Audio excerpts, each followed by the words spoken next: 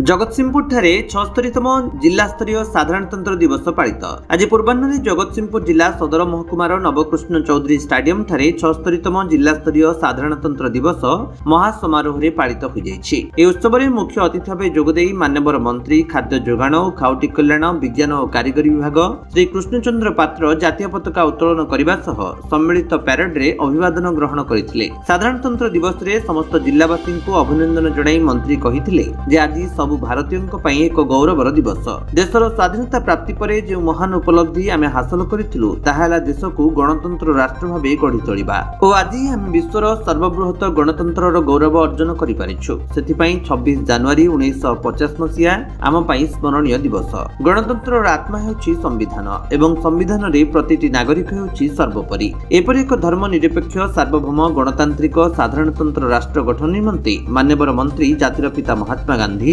पंडित जवाहरलाल नेहरू, सरदार वल्लभ भाई पटेल, सुभाष चंद्र बोस, डॉक्टर भीमराव अंबेडकर, गोपबंधु दास, वीर सुरेंद्र साय, बिजू पट्टनायक ठारू आरंभ करी जगतसिंहपुर बरपुत्र गोपबंधु चौधरी, मां रमा देवी, सरला देवी, मालती चौधरी, पाणकृष्ण पढ़ियारी, अन्नपूर्णा महाराणा, नवकृष्ण चौधरी, भागीरथी महापात्र, नित्यानंद कानूनगो, राजकृष्ण बोस, हरिकृष्ण विश्वाल, गौरांग चरण दास और गौरीश्याम नायक, जातीय कवि वीरकिशोर दास प्रभृति संग्रामींकर उद्देश्य निजर सम्मान जणाइथिले।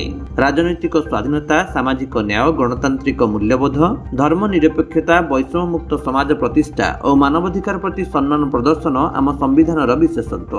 जगतसिंहपुर जिले में अवस्थित पारादीप बंदर आम नौवाणिज्य परंपरा को बजाय रखिछि। अंतर्जातीय क्रिकेट तारका देवाशीष महांती, वैज्ञानिक स्वर्गत प्राणकृष्ण परिचा, साहित्य क्षेत्र में श्रीमती प्रतिभा राय, विभूति पट्टनायक, गोपालकृष्ण छोटराय प्रमुख व्यक्तित्व जिला गर्व और गौरव आनिछंती। जगतसिंहपुर राकेश कुमार राय रिपोर्ट, विश्व विजयी न्यूज ओडिशा।